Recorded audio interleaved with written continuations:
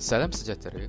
Pada hari ini, kumpulan kami akan mempersembahkan video kesedaran awam bertajuk Kesan Rasuah Terhadap Diri, Masyarakat dan Negara bagi subjek kursus Integriti dan Anti Rasuah. Apakah itu rasuah? Menurut SPRM, rasuah merupakan penerimaan atau pemberian suapan sebagai upah atau dorongan untuk seseorang individu kerana melakukan atau tidak melakukan sesuatu perbuatan yang berkaitan dengan tugas rasmi. Suapan bukan sekadar wang tunai, malah merangkumi diskaun, hadiah, bonus, jawatan mahupun perkhidmatan percuma. Manakala, integriti pula bermaksud kejujuran, ketelusan dan kesempurnaan moral dalam melaksanakan amanah. Tingkah laku berintegriti dapat ditafsirkan seperti memegang amanah tanpa penyelewengan dan melakukan perkara yang betul walaupun tiada siapa melihat. Mengapa kesedaran anti rasuah ini penting? Mengikut data Transparency International, rasuah menyebabkan ketirisan berbilion ringgit dana negara. Malah, laporan statistik SPRM menunjukkan lebih 50% pesalah rasuah terdiri daripada golongan belia dan pekerja. Ini membuktikan rasuah ialah barah nyata yang perlu dibendung.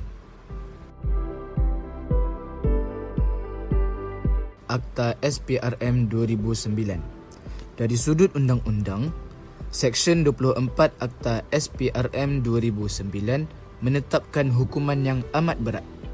Pesalah boleh dipenjarakan sehingga 20 tahun dan didenda sekurang-kurangnya 5 kali ganda nilai suapan atau RM10,000 mengikut mana-mana yang lebih tinggi.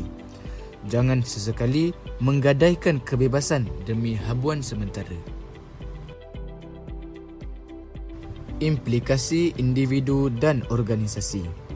Implikasi rasuah sangat dahsyat. Bagi individu, anda berdepan risiko kehilangan pekerjaan dan masa depan, manakala keluarga pula menanggung malu. Bagi organisasi pula, ia berupaya merosakkan budaya kerja dan melumpuhkan sistem tadbir urus.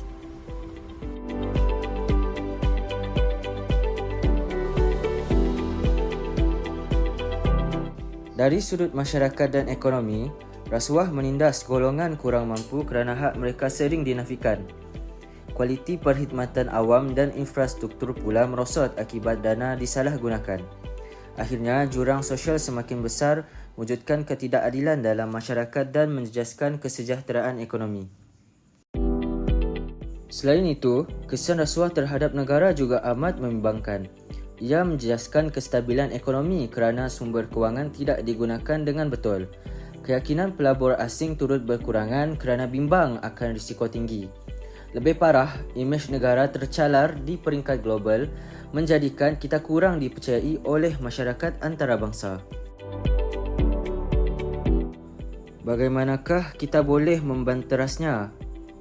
Laporkan sebarang transaksi mencurigakan melalui talian bebas tol SPRM di 1800886000 atau sistem aduan rasmi. Jangan risau, identiti pemberi maklumat dilindungi. Pengajaran terpenting bermula dari diri sendiri. Pupuklah disiplin kendiri untuk menolak rasuah. Tingkatkan kesedaran kendiri terhadap kesan buruknya dan bina kemandirian untuk berjaya tanpa mengambil jalan pintas. Kesimpulannya, integriti bukan pilihan tetapi kewajipan. Katakan tidak kepada rasuah demi mempertahankan maruah diri, agama dan negara. Sekian, terima kasih.